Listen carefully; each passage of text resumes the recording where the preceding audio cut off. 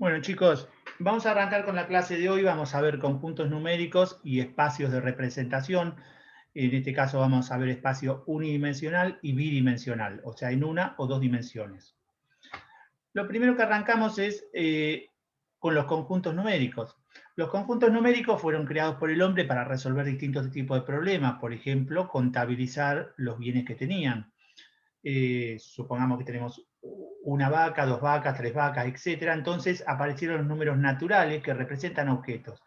El conjunto de los números naturales es 1, 2, 3, 4, y observen que está escrito como conjunto, y yo lo reconozco porque tiene dos llaves, una derecha y otra izquierda, y los elementos están separados por punto y coma. A esto se dice que el conjunto está escrito por extensión. Estos tres puntos al final indican que el conjunto continúa indefinidamente. Bueno, los que estudien del libro de López van a encontrar los axiomas de Peano, donde van a ver que la diferencia entre el 1 y el 2 es una unidad, la diferencia entre el 2 y el 3 es otra unidad, y así sucesivamente. Bueno, los números naturales responden a 5 axiomas de Peano, que no vamos a estudiar y no entran en el parcial, pero sería lindo, interesante que ustedes los lean del apunte de López. Bueno, tenemos el conjunto de los números naturales. En algún momento surgió la necesidad de decir de que no tenía nada, que se me terminaron las vacas, o sea, tenía 0 vacas.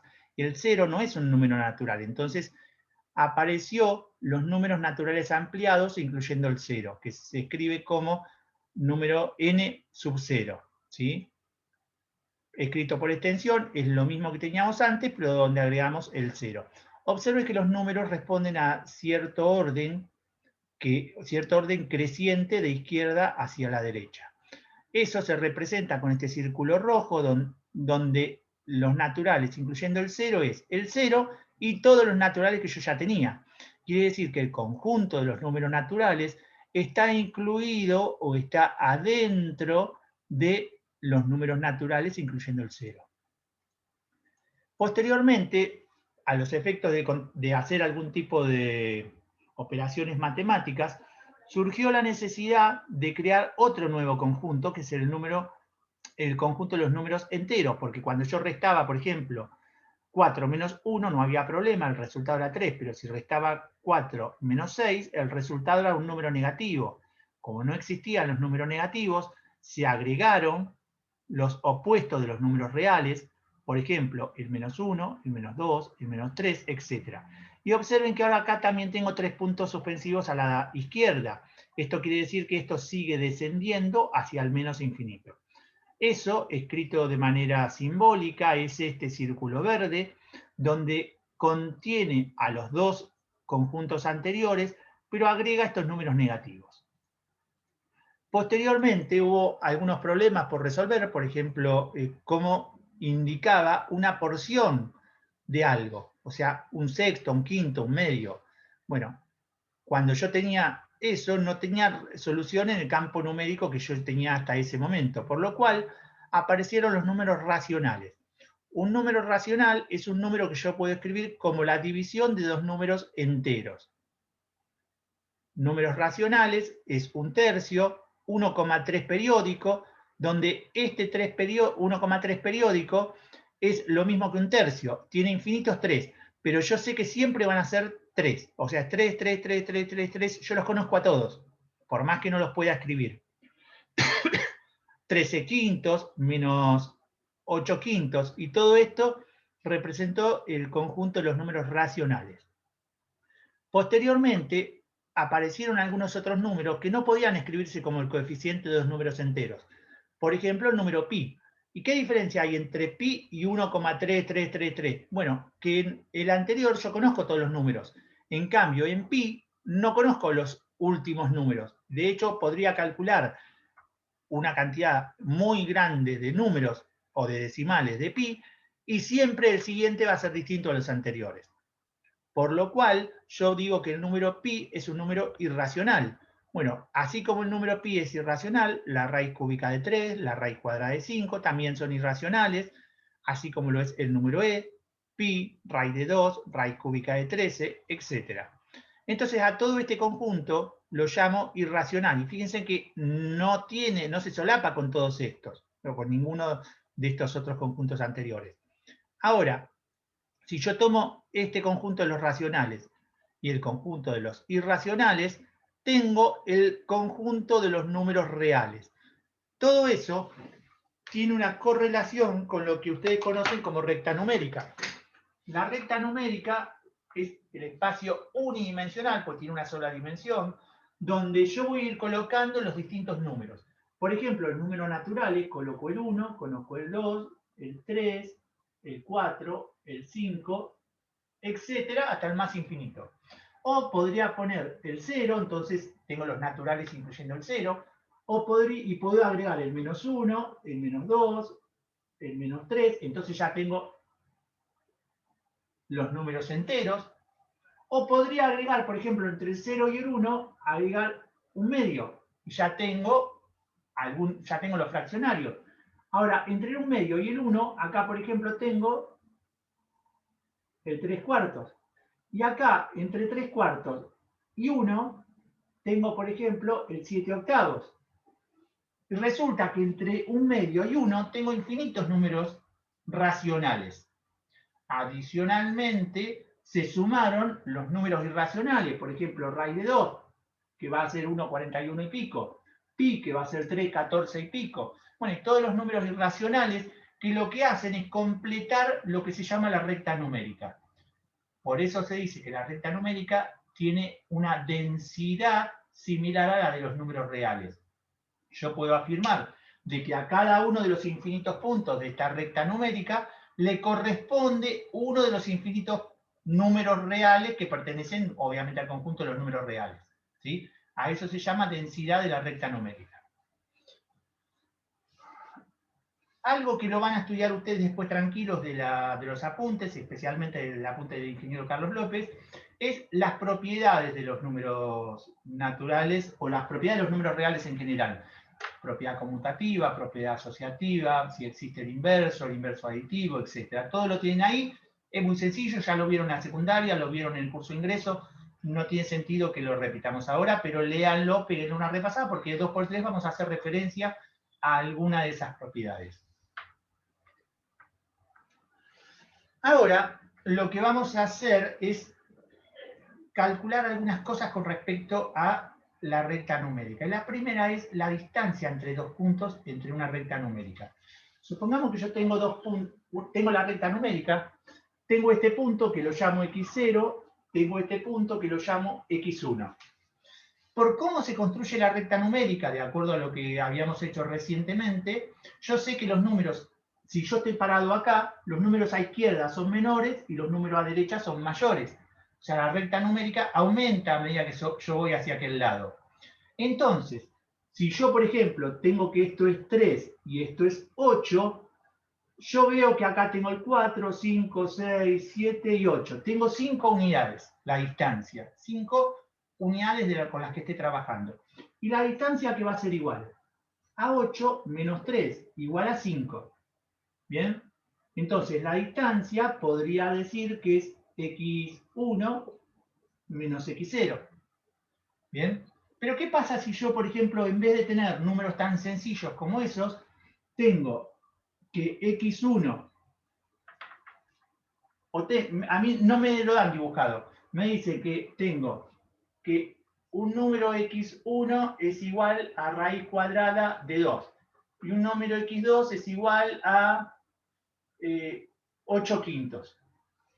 Bueno, ahí me tengo que poner a pensar y a sacar cuentas cuál de los dos es más grande. Porque yo acá, cuando haga esta división, tengo que poner el más grande acá y el más chico acá. Acá el que va a derecha y acá el que va a izquierda. Entonces, para evitar ponerme a pensar y a sacar cuenta de cuál de los dos es más grande, lo que hago es aprovechar las propiedades del valor absoluto. ¿Y a qué se refiere eso? Observen que yo ahí hice esta cuenta, 3 y 8. Pero supongamos que yo no sé cuál está a izquierda o a derecha. Entonces yo hago que la distancia es 3 menos 8, igual menos 5. ¿Cómo lo resuelvo eso? Bueno, si yo acá pongo barra de valor absoluto, esto me da 5. valor absoluto, esto me da 5. Entonces, resulta que si yo la fórmula de la distancia escribo como x1 menos x0 en valor absoluto, ya no me tengo que preocupar si los pongo así o los pongo así o los pongo al revés. ¿Sí? Entonces, la fórmula de la distancia entre dos puntos es esa que tengo en este momento, que es la distancia del valor absoluto de x1 menos x0. ¿Bien? Eso cuando no sé cuál de los dos es mayor. Entonces con el valor absoluto lo resuelvo. Bien. Otra cosa importante que habitualmente tenemos que calcular es el punto medio entre dos puntos. Yo tengo esos dos puntos y quiero calcular el punto medio. ¿Sí? Supongamos que el punto medio lo llamo como xm, supongamos que está acá. Bueno, el punto medio va a ser igual a ¿qué? A x1 más x2 o x0 más x1 sobre 2. Y acá no importa si es negativo o es positivo o cuál es el valor. Observe lo siguiente, si esto era 3 y esto era 8, x medio es igual a 3 más 8 sobre 2. Esto es 11 sobre 2, 5,5. Pero ¿qué pasa si esto hubiese sido menos 3? ¿Bien? Menos 3 y 8. ¿Cuál es el punto medio? Bueno, x medio es igual a menos 3 más 8 sobre 2. Esto me da 5 sobre 2, 2,5. Si lo graficamos, como para ver si es más o menos lo que nos dio, supongamos que acá tengo el menos 3, menos 2, menos 1, 0, 1, 2, 3, 4, 5, 6, 7 y 8. Yo, según el cálculo que saqué, el punto medio está en 2,5. Bueno, tengo 1, 2, 3, 4, 5 unidades y media. Y acá tengo 1, 2, 3, 4. Ah, no, perdón, acá. 1, 2, 3, 4, 5 y medio. Está bien calculado. Lo verifiqué gráficamente. Bien. Entonces, la fórmula para sacar el punto medio sería esa. ¿Sí? Vamos a ver, esto lo tenemos en la presentación que teníamos recién en pantalla. Acá tenemos algo que van a ver en la práctica, chicos, el tema de pertenece o no pertenece. Observen que este símbolo con esta E me dice si un elemento pertenece o no a un conjunto. ¿Sí? Bueno, por ejemplo, el 5, ¿está dentro de los naturales? Sí, el 5 pertenece a los números naturales. ¿El menos 2 pertenece a los naturales incluyendo el 0? No, no pertenece, por lo cual va el símbolo de no pertenece. ¿El 8 tercios pertenece a los enteros? No, porque no es un entero, entonces no pertenece. ¿El raíz de 2 pertenece a los reales? Sí, porque el raíz de 2 está acá y está dentro del conjunto de los números reales, que es todo este cuadrado. ¿Sí? Entonces sí pertenece. Y luego tiene el concepto de incluido, que es este símbolo que está acá, como una C. ¿Dónde los naturales están incluidos dentro de los naturales incluyendo el 0? Sí, porque este círculo negro está dentro del círculo rojo. Entonces sí está incluido.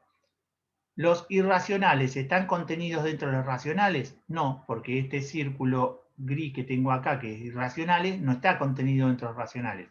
Entonces me marca como que no. ¿Sí? Bueno, es simplemente eso. Acá habla de la densidad de la recta numérica. Y acá tiene las dos fórmulas que vimos recién, de la distancia entre dos puntos y del punto medio. Ahora vamos a ver espacio bidimensional.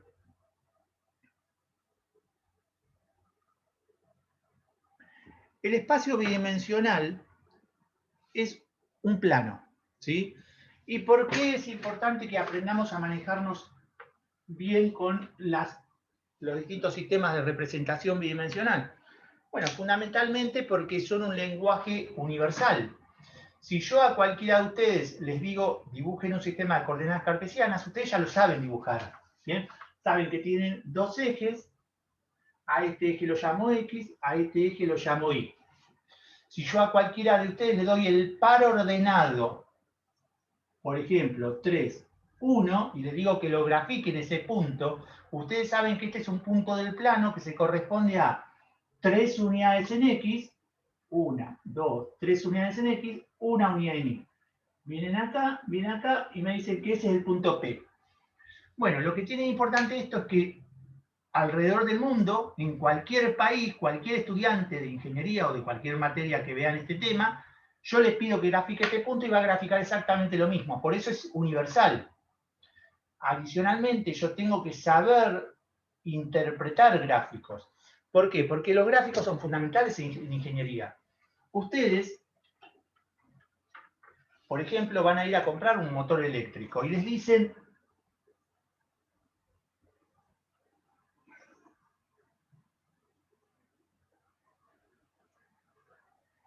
que el motor, la temperatura del motor responde a esta curva. ¿Y qué es eso? Y yo veo que acá, cuando pasó un minuto, el motor tiene 20 grados. Cuando pasaron 2 minutos, el motor se fue a 35 grados. Cuando pasaron 3 minutos, el motor se fue a 45 grados. Y así sucesivamente. Y sé que después de tantos minutos, la temperatura se estabiliza y se mantiene constante. Bueno, fíjense en cómo un simple gráfico me ayuda a interpretar el comportamiento térmico de un motor. ¿Bien?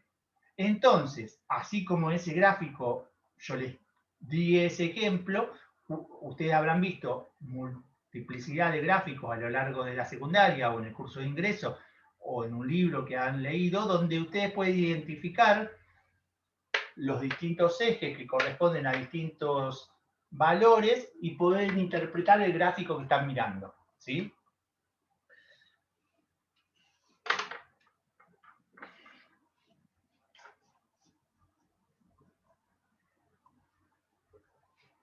Todo punto del espacio bidimensional en coordenadas cartesianas se corresponde con un elemento de esta forma que es un par ordenado.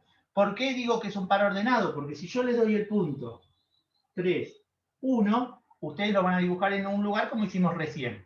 En cambio, si yo les doy el punto 1, 3, pese a que tiene los mismos valores, ustedes saben que está referido a otro punto, porque en X vale 1 y en Y vale 3. Entonces es importante el orden, ¿sí? Bueno, estos pares ordenados, cada uno de ellos se corresponden con los infinitos puntos del plano bidimensional.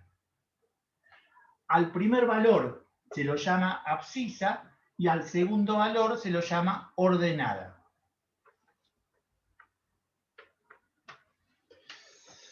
Vamos a ver en la presentación qué es lo que teníamos, como para seguir el tema.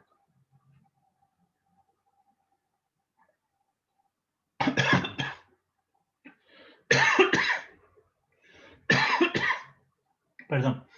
Bueno, algo importantísimo es que cualquier sistema de representación tiene que tener una correspondencia biunívoca, no puede haber dudas. El punto 1 a 3 no puede haber dudas dónde está ubicado, ¿sí? Eso ya se lo dije, y acá tienen el gráfico, este sería el punto AB, ese punto rojo que están viendo en ese momento. Vamos a ver ahora distancia entre dos puntos.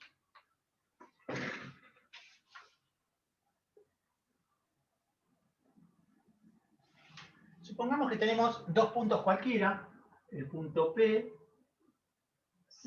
y el punto P1. Y yo quiero calcular la distancia entre esos dos puntos. Bueno, para eso lo que yo estoy tratando de calcular es esto, que es la distancia D.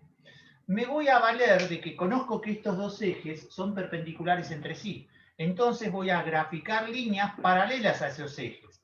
Entonces voy a venir acá, voy a graficar esta línea que es paralela al eje X, esta línea que es paralela al eje Y. Y observo que acá se me formó un triángulo. Y como estas dos líneas son paralelas a los ejes, puedo afirmar de que ese ángulo es un ángulo recto, un ángulo de 90 grados. ¿Sí? Porque estos dos ejes son perpendiculares entre sí. Entonces, aprovechando que acá tengo un ángulo rectángulo y que obviamente responde al teorema de Pitágoras, y lo que yo observo es que lo que quiero calcular es la hipotenusa de ese triángulo rectángulo, puedo aplicar el teorema de Pitágoras y decir que la hipotenusa al cuadrado es igual a la suma de los cuadrados de los catetos. El tema es que todavía no sé cuánto valen los catetos. Pero hace unos minutos nosotros vimos distancia entre dos puntos. Si yo el punto 0 digo que tiene coordenadas x0 y 0, y el punto 1 digo que tiene coordenadas x1 y 1, ¿bien? Vengo acá y yo digo que esto es x0. Yo sé que esto es x1. ¿Esta distancia cuánto es? Como yo acá veo cuál está a la derecha y cuál está a la izquierda, sé que esto va a ser x1 menos x0, este valor. Posteriormente, si dibujo una línea paralela al eje X acá, veo que esto es y0 y veo que esto es y1. Esta distancia es igual a esta distancia. ¿Y cuánto mide? y1 menos y0. Entonces resulta que yo acá puedo decir que la distancia d al cuadrado, la hipotenusa al cuadrado, es igual a la suma de los cuadrados de los catetos. O sea, x1 menos x0 al cuadrado más y1 menos y0 al cuadrado. De acá despejo d, me queda x1 menos x0 al cuadrado más y1 menos y0 al cuadrado. Y esa es la fórmula de la distancia entre dos puntos. ¿Sí? ¿En qué me baso para sacarla? En el teorema de Pitágoras. ¿Preguntas antes de pasar a otra cosa?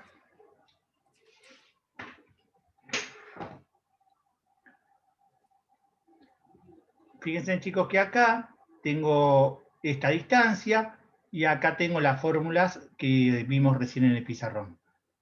¿Sí?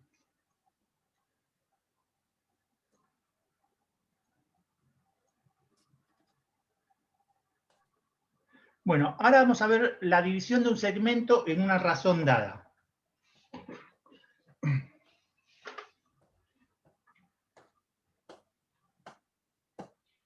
Bueno, muchas veces es necesario dividir un segmento en partes iguales, en una razón. Supongamos que tengo ese segmento que va desde este punto hasta este punto, desde el punto 0 hasta el punto 1, y yo por algún motivo lo tengo que dividir, por ejemplo, en 3. ¿Bien? Entonces, mi trabajo va a ser encontrar este punto y encontrar este punto, para poder dividirlo en 3, o en 4, o en 5, o en la cantidad de veces que haga falta. ¿Bien? Entonces, mi problema es encontrar esos puntos, y esos puntos ¿qué tienen de característica?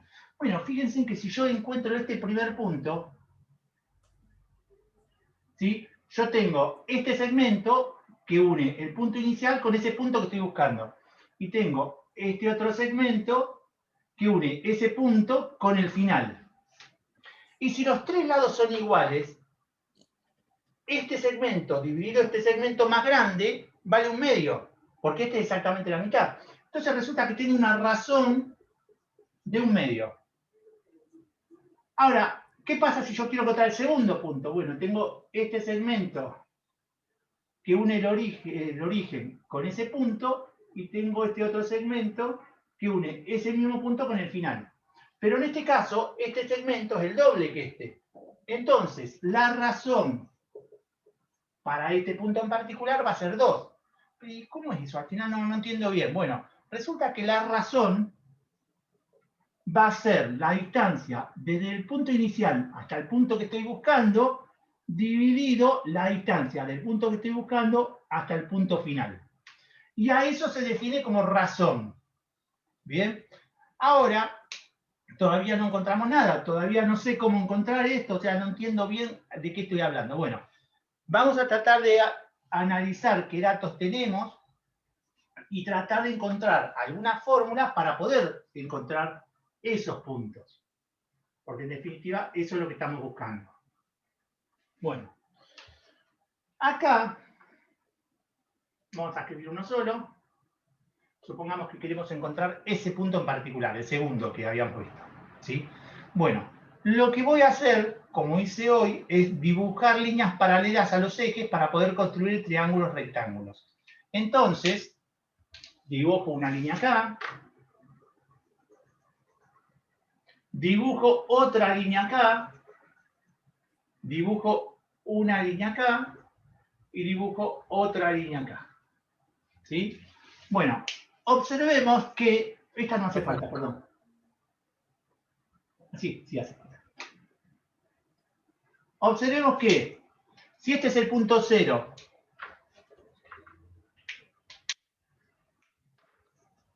Profe, de coordenadas x0 y 0. Sí, decime. creo que en el chat dijo que no entendió algo. Ahora trato de explicarlo de vuelta.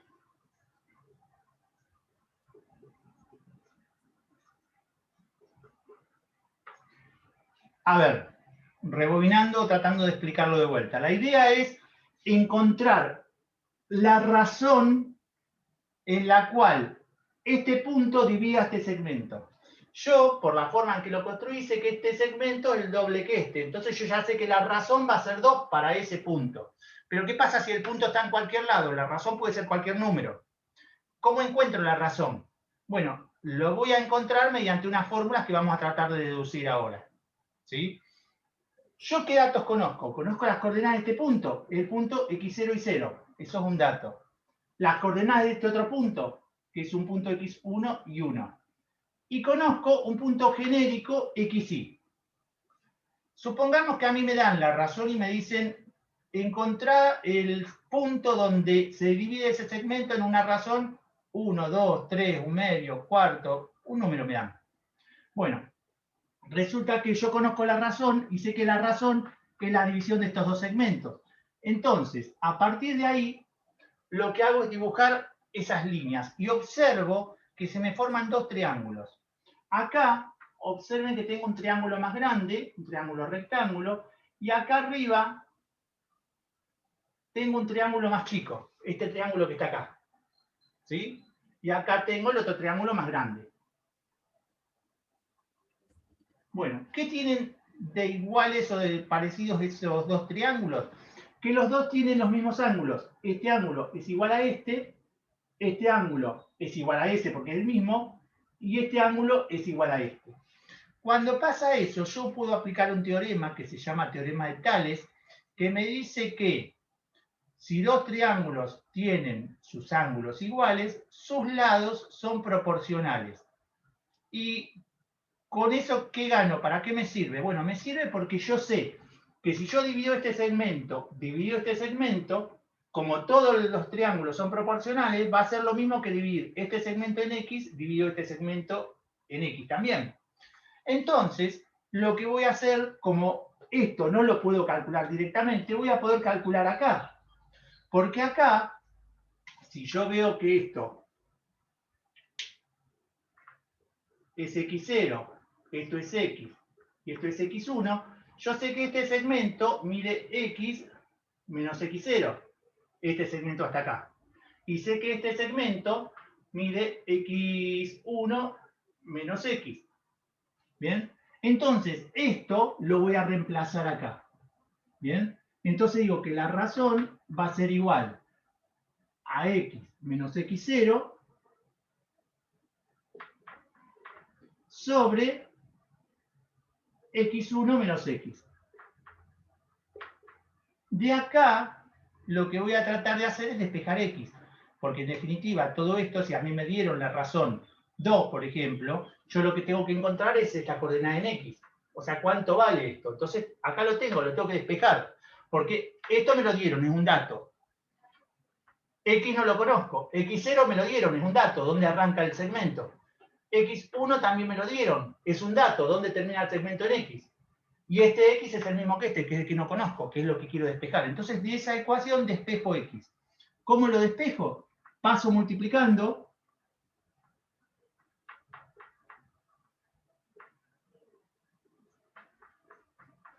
Aplico distributiva en el primer miembro.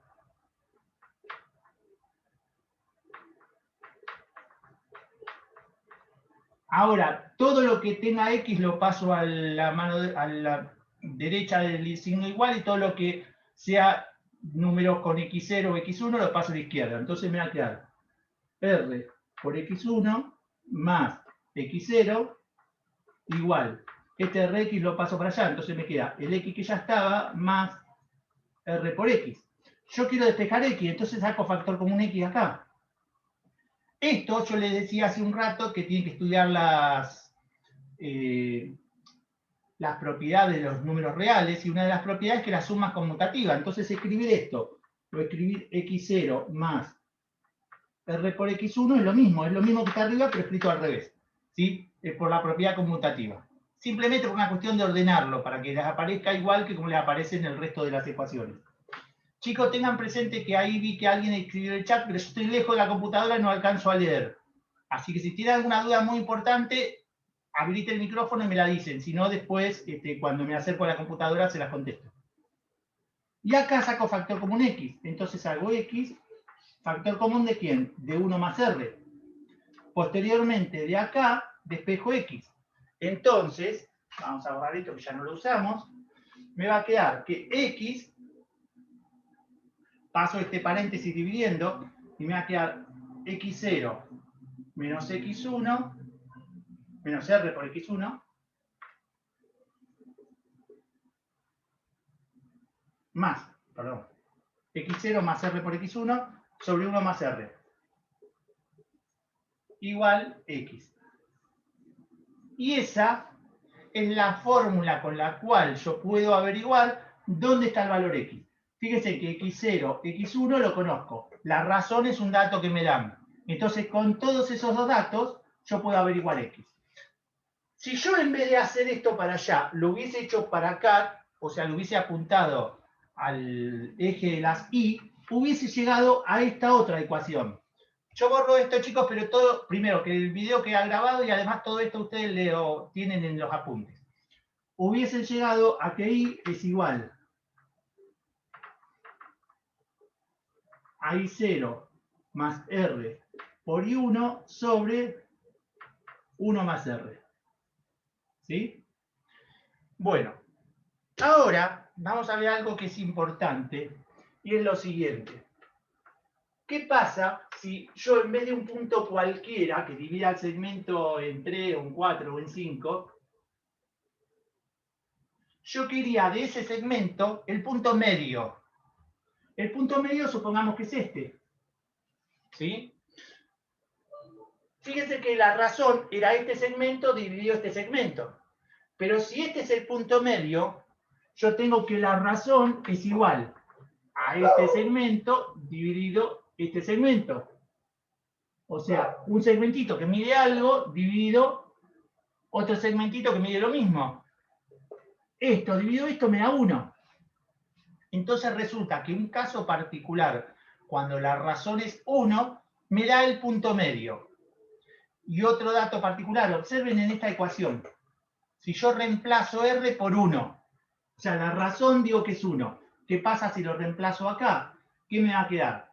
Me va a quedar X0 más X1, porque es 1 por X1. Abajo me queda 1 más 1, 2, igual X. Y si recuerdan, hace un rato vimos la fórmula del punto medio, y era esta. Ahora sabemos de dónde viene esa fórmula. Si alguien le dice deducir la fórmula para hallar el punto medio, ustedes pueden apelar a todo esto que vimos recién. Vamos a ver qué es lo que tenemos en la presentación, como para ver si nos está faltando algo.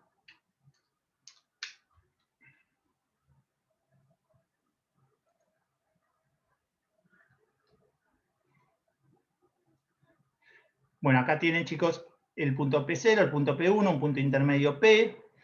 Acá les dice que la razón está dada por el segmento que une P0P y dividido el segmento que une PP1, o sea, este segmento dividido este segmento.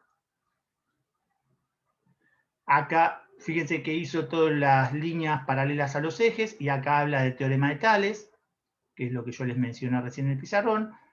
Posteriormente hace la consideración que por el teorema de Tales, yo digo que como los segmentos son proporcionales, segmento P0P sobre P1 es proporcional al segmento X0X o A0A dividido a A1.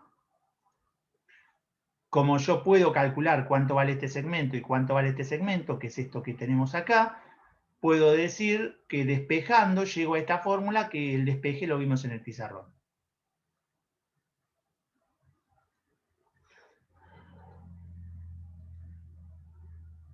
Bien. Ahora lo que vamos a ver, esperen que reviso el chat.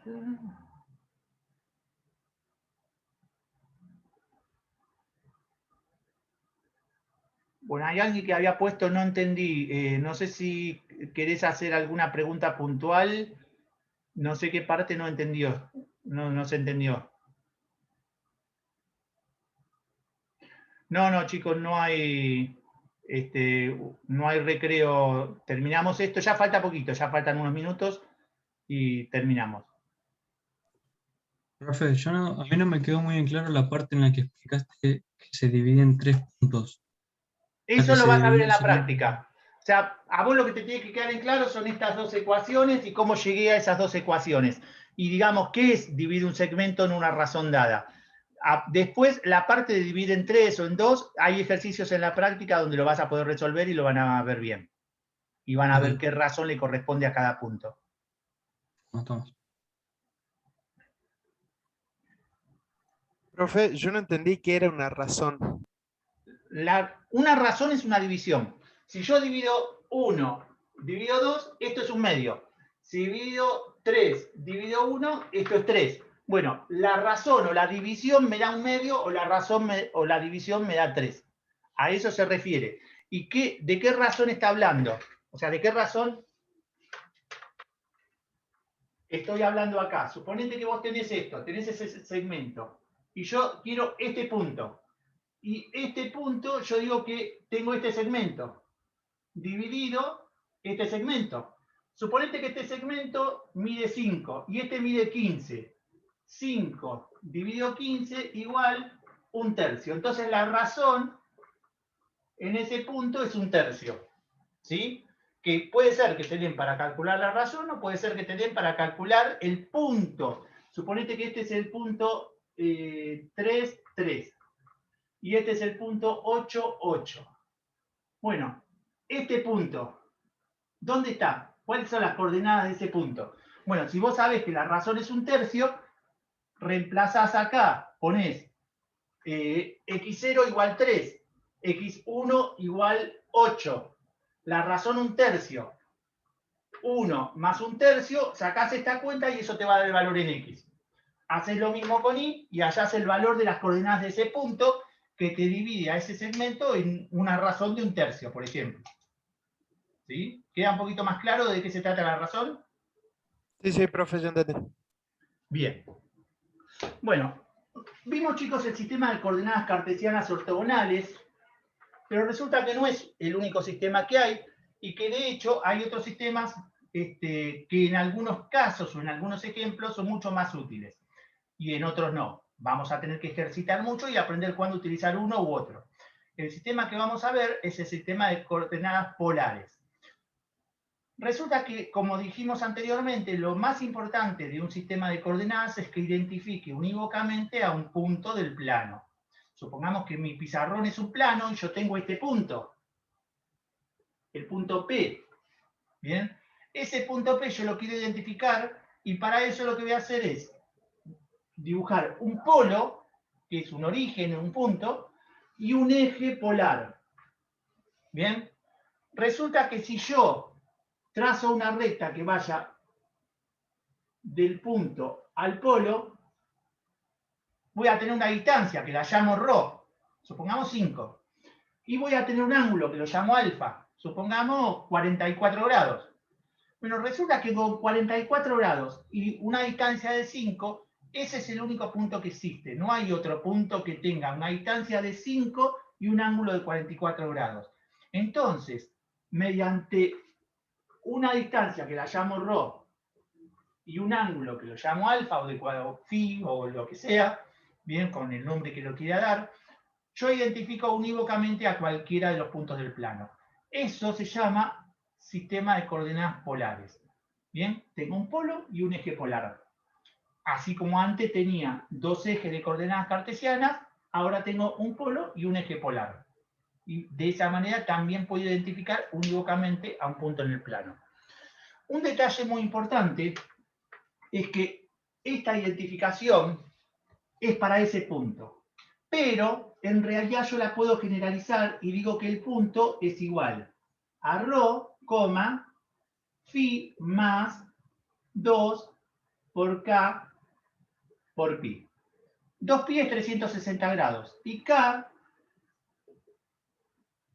es un número que pertenece a los números naturales incluyendo el 0. Números naturales incluyendo el 0. ¿Y cómo se lee esto? Bueno, observen, cuando k vale 0, ¿qué tengo? Tengo que me queda que el punto P es igual a ρ alfa, porque me queda alfa más 2 por 0 por pi, me queda alfa nada más. Me queda esto, que es este punto. Pero ¿qué pasa cuando k vale 1? Cuando k vale 1, ρ sigue valiendo ρ. Pero ¿qué pasa con phi? Me queda phi más 2 por 1, 2, más pi es 2pi. Que 2pi es 360. Vamos a escribirlo con grados. La fórmula se da en radianes, pero vamos a escribirla en grados para que ustedes lo vean. Entonces me queda alfa más 360 grados. ¿Y cómo interpreto esto? Bueno, resulta que vamos a dejarlo ahí. Yo tengo 360 grados más alfa, entonces doy una vuelta, hasta ahí tengo 360 grados, más alfa. Observen que es ese mismo ángulo.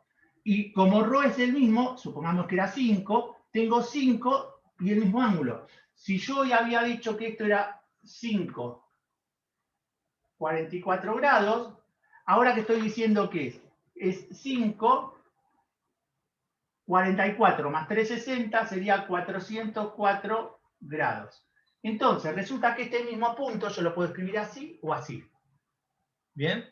Adicionalmente, cuando k valga 2, yo voy a tener ρ que vale lo mismo, y voy a tener 2 por 2, 4, por pi, 4pi. 4pi es 2 vueltas, son 720, más 44 son 764 grados. ¿Y cómo se lee eso? Bueno, doy una vuelta, doy 2 vueltas y le sumo 44 grados más. Y termino en el mismo ángulo. Entonces, de esa forma estoy haciendo referencia al mismo punto. ¿Sí? Entonces, yo lo puedo escribir el punto como ρ y phi, o en muchos lados lo van a ver escrito como el punto P igual ρ, phi más 2k por pi. Bien, así es como lo van a ver escrito en general. Con k un número entero, incluyendo el 0. Normalmente siempre tengo que tratar de reducirlo a la primera vuelta. ¿Sí? Ir restando 300 a estos, irle restando 360 grados. Acá. Ah, está bien, allá lo tenía. 364 acá.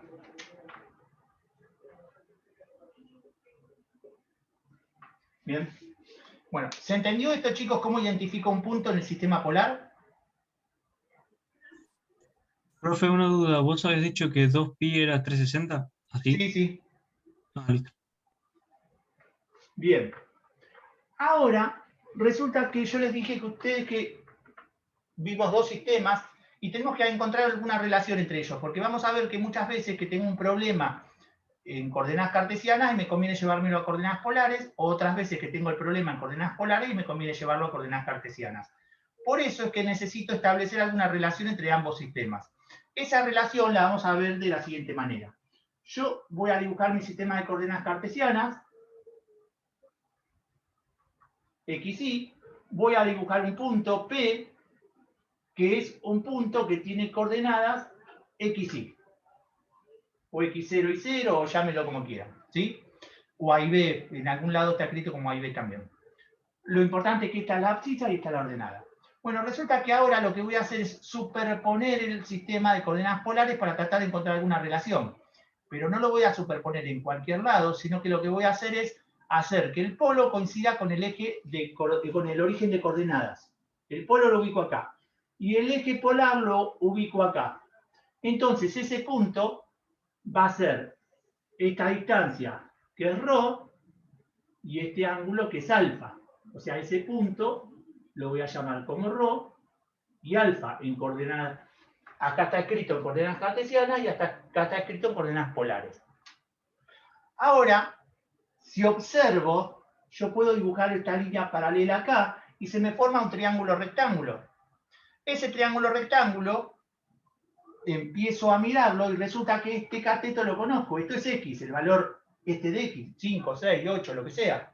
Este valor lo conozco, es y. Entonces, observo que si tengo xy, o sea, si me dan como dato x e y, yo puedo calcular ρ. Porque ρ, ¿qué es? Es la hipotenusa de este triángulo. Entonces, yo sé que ρ, ¿a qué es igual? A la raíz cuadrada de x cuadrado más y cuadrado, aplicando el teorema de Pitágoras, de la observación de este triángulo. También puedo averiguar alfa si conozco x y conozco y. ¿Y cómo averiguo alfa? Bueno, yo sé que la tangente de alfa es igual cateto opuesto sobre cateto adyacente. Entonces, alfa, ¿quién es? Es el arco cuya tangente es y sobre x. De esa manera pude averiguar el valor de alfa. Entonces, yo conocía x, y ahora conozco alfa y conozco el ángulo, conozco ρ y conozco el ángulo alfa. Ese es un caso. Supongamos que si tengo ρ y alfa. Conozco el ángulo y el módulo. Bueno, si tengo estos datos, ¿qué tengo que averiguar? Tengo que averiguar x y averiguar y. Pero resulta que si yo miro este triángulo, empiezo a sacar algunas conclusiones. Por ejemplo, miro y digo que el coseno de alfa, ¿a quién es igual? El coseno, el cateto adyacente sobre la hipotenusa, es igual a x sobre ρ. Y el seno de phi, o de alfa, ¿a qué es igual? Al cateto opuesto sobre la hipotenusa y sobre x. Si en ambas ecuaciones yo despejo x en la primera y despejo y en la segunda, me va a quedar que x es igual a ρ coseno de alfa. Y me va a quedar que y es igual a ρ, perdón, acá es y. Esto es x, esto es y. ρ por el seno de alfa. ¿Sí? Entonces, resulta que yo conozco ρ y conozco alfa y puedo averiguar x. Conozco ρ y conozco alfa y puedo averiguar y. Estas se llaman fórmulas de conversión. Surgen de la observación de este triángulo que está acá. ¿Sí? Son muy útiles y antes de ver algún ejemplo numérico que ahora tengo ahí para mostrarles, quiero que veamos una cosa. Yo les dije en algún momento que hay veces que me conviene trabajar en un sistema y hay veces que me conviene trabajar en otro. Vamos a anotar estas ecuaciones acá. Profe, una pregunta. ¿Sí? Ahí donde dice seno de alfa, ¿no sería I sobre ρ? Pi sobre ρ, sí. Gracias, esto es I sobre ρ. Y acá me queda, fíjense que después lo despejé bien acá, es I igual ρ por el seno. Fíjense, chicos, que acá reescribí estas dos ecuaciones. ¿Qué pasa? Ahora vamos a ver algún ejemplo numérico para pasar un punto, pero a mí me pueden dar una ecuación completa, una recta, una circunferencia, una parábola, una elipse, una hipérbola, cualquier función, en coordenadas cartesianas, y yo las tengo que pasar a coordenadas polares, por ejemplo. En la práctica hay varios ejercicios de esos. Supongamos que yo les doy esta recta, y igual 2x más 3. ¿Cómo paso esto de coordenadas cartesianas a coordenadas polares? Bueno, simplemente reemplazo y por lo que vale y, reemplazo x por lo que vale x. Entonces, ¿qué me va a quedar? Y lo reemplazo por ρ seno de phi. El 2 es un número, x lo reemplazo por lo que vale x, más 3. Esta es una recta escrita en coordenadas cartesianas. Esta es exactamente la misma recta escrita en coordenadas polares. Obviamente, si miro ambas ecuaciones, la primera es mucho más fácil que la segunda. Si yo tengo que sacar derivadas, tengo que sacar integrales, tengo que sumárselo a otra función, me conviene trabajar con la ecuación de arriba, ¿sí? Entonces, en ese caso en particular, a mí me conviene quedarme en coordenadas cartesianas. Pero observemos esto. Si yo, por ejemplo, tengo x cuadrado más y cuadrado igual 9. Esa es la ecuación de una circunferencia de radio 3, centrada en el origen. La vamos a ver más adelante, capaz que algunos de ustedes ya la conocen. Si no la conocen, no se preocupen, porque es simplemente a los efectos de ver cómo paso de un sistema al otro. ¿Y qué hago? Bueno, reemplazo x por lo que vale x, reemplazo y por lo que vale y. Entonces me queda rho coseno de alfa al cuadrado más rho por el seno de alfa al cuadrado igual a 9. Desarrollo estos cuadrados. Acá tengo una multiplicación.